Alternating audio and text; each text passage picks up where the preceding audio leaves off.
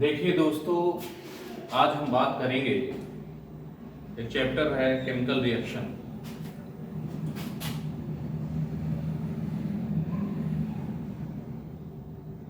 Chemical reaction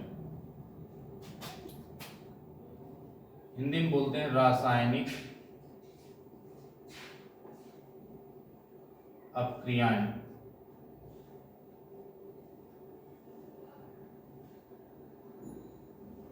रासायनिक अपक्रियाएं। अब सबसे पहले बात यही आती है कि रासायनिक अपक्रिया है क्या। सबसे बड़ी बात ये होती है, पूछा जाता है रिएक्शन क्या है, रिएक्शन किसे कहते हैं। लोग स्टूडेंट बोलते हैं कि रिएक्शन बड़ी कठिन लगती है, रिएक्शन समझ में नहीं आती है, कोई भी रिएक्शन है कैसे होगी कुछ समझ में नहीं आता। लेकिन पहली बात यही होती है कि रिएक्शन है क्या, ये हमें जानकारी होनी चाहिए। ऐसा नहीं है कि रिएक्शन समझ में नहीं आती, रिएक्शन क्या है, ये सब चीजें नहीं। पहले रिएक्शन क्या है ये जानकारी हमें होनी चाहिए। तो देखिए, रिएक्शन समझने से पहले जो दो चीजें जानना जरूरी होता है कि जो चीज हम इस्तेमाल करते हैं, जो भी पदार्थ है, पदार्थ में यौगिक भी हो सकता है, तत्व भी हो सकते हैं, जो भी पदार्थ है वो हम इस्तेमाल कर रहे हैं, तो जो इस्तेमाल कर रहे हैं उसे हम अभिकारक कहते हैं। अभिकारक इंग्लिश बोलते हैं रिएक्टेंट। रिएक्टेंट जब कई रिएक्टेंट मिल जाते हैं तो उत्पाद का निर्माण करते हैं। इंग्लिश में बोलते हैं प्रोडक्ट। प्रोडक्ट का निर्माण होता है।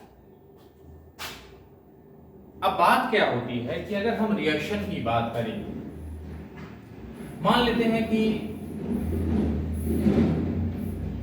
ये मेथेन है।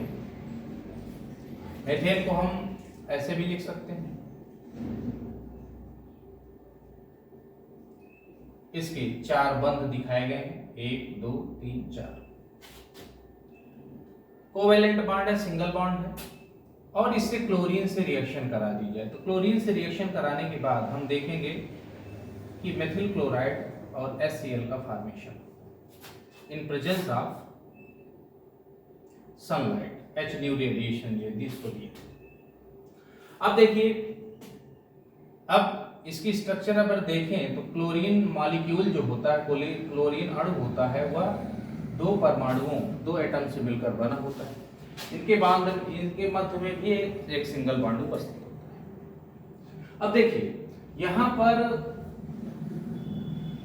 मेथेन है, इसको अगर हम सनलाइट दें, H न्यू रेडिएशन दें, तो H न्यू रेडिएशन देने के बाद स्ट्रक्चर क्या बनेगी,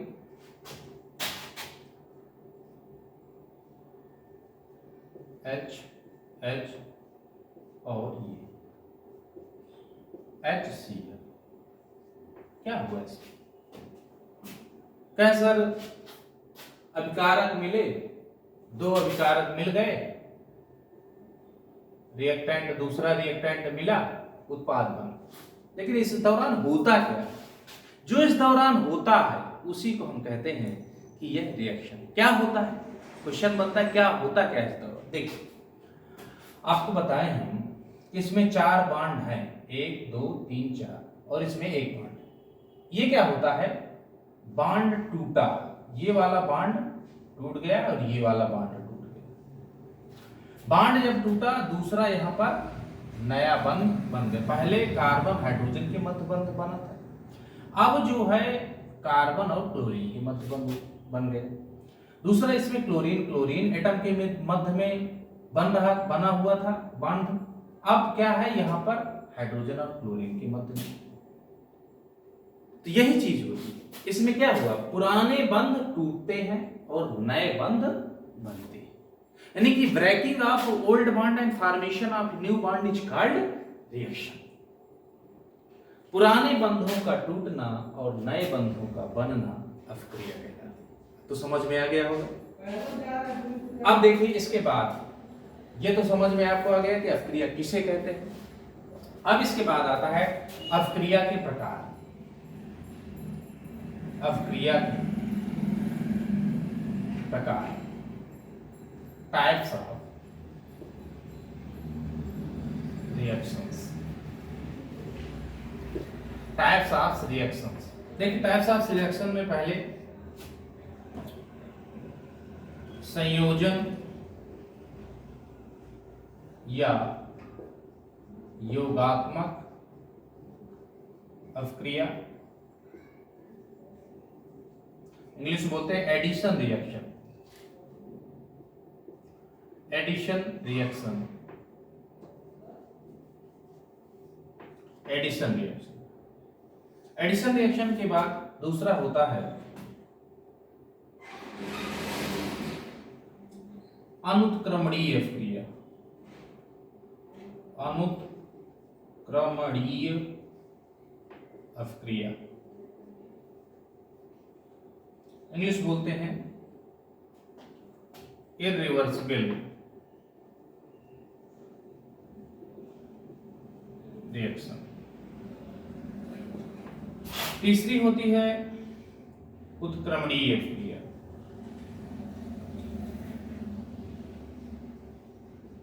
अवक्रिया, इंग्लिश में बोलते हैं रिवर्सिबल रिएक्शन, रिवर्सिबल रिएक्शन। इसके बाद होता है वियोजन अवक्रिया, वियोजन अवक्रिया। इसके बाद होता है डिसोसिएशन, बोलते हैं डिसोसिएशन रिएक्शन। एक होती है अपघटन अवक्रिया, कभी कभी होता है वियोजन और अपघटन दोनों एक साथ लिखा मिलेगा, इंग्लिश बोलते हैं डीकम्पोजिशन, लेकिन दोनों अलग अलग होता है। कुछ किताबों में आपको एक साथ मिलेगा, लेकिन ऐसा नहीं होता, दोनों अलग अलग होते हैं। इसके बाद वियोजन के बाद ऊष्मा क्षेपी अवक्रिया, ऊष्मा क्षेपी अवक्रिया, इंग्लिश में बोलते हैं एक्सोथर्मिक रिएक्शन, एक्सोथर्मिक रिएक्शन। इसके बाद आगे देखें,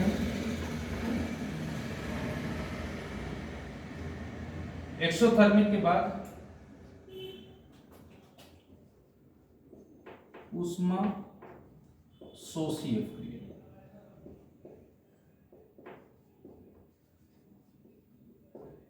इंग्लिश बोलते हैं इंडोथर्मिक रिएक्शन। इसके बाद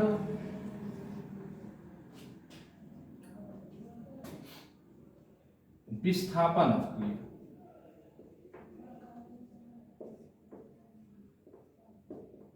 विस्थापन अवक्रिया, रिप्लेसमेंट,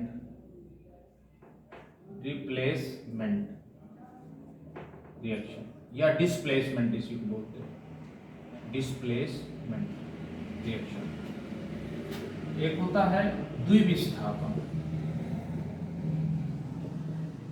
अवक्रिया, डबल डिस्प्लेसमेंट इंग्लिश में बोलते हैं,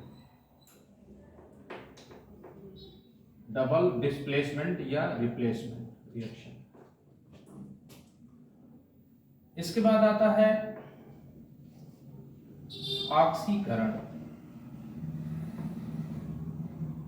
या उपचयन, ऑक्सीडेशन रिएक्शन। अगला होता है अपचयन, इंग्लिश में बोलता है रिडक्शन। एक होता है redox reaction, redox reaction,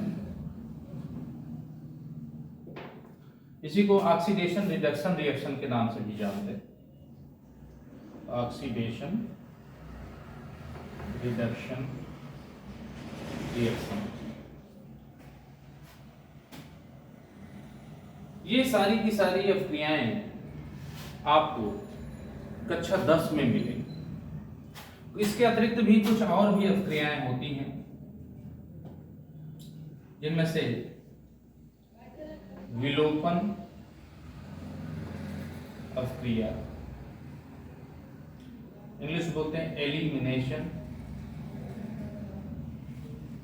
reaction, elimination reaction. इसके अतिरिक्त विलोपन के बाद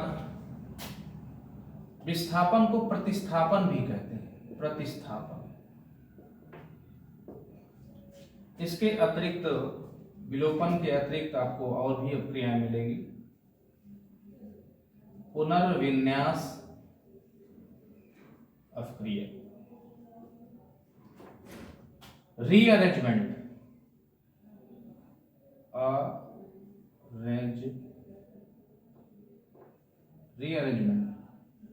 रिएक्शन। और भी होती हैं आणविक अभिक्रिया, मॉलिक्यूलर रिएक्शन। अब यहां पर बात आती है, अगर हम आणविक अभिक्रिया या जितनी भी रिएक्शंस हैं इन सब की बात करें,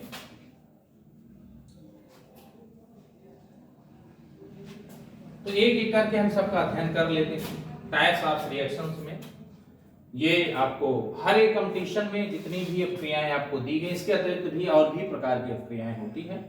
इन अभिक्रियाओं में से आपको कक्षा 10 में संयोजन अभिक्रिया, इसके अतिरिक्त वियोजन, अपघटन, ऊष्माक्षेपी, ऊष्माशोषी, विस्थापन या प्रतिस्थापन, द्विविस्थापन, ऑक्सीकरण, अपचयन, रिडॉक्स रिएक्शन, ये आपको कक्षा 10 तक की स्टैंडर्ड में आपको मिल जाएगी। इसके अतिरिक्त और भी और जो रिएक्शंस हैं उनमें से ये सारी रिएक्शन जितनी भी हैं ये इंटरमीडिएट या बीएससी स्तर पर ये सारी पढ़ाई जाती है, लेकिन कंपटीशन के पॉइंट ऑफ व्यू से सारी अभिक्रियाएं महत्वपूर्ण है, सबके बारे में हमें जानकारी होनी चाहिए।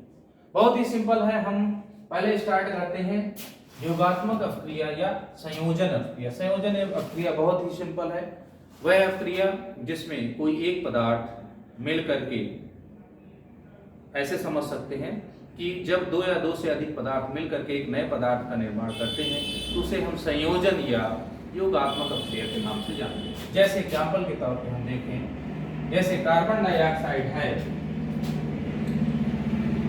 कार्बन डाइऑक्साइड है,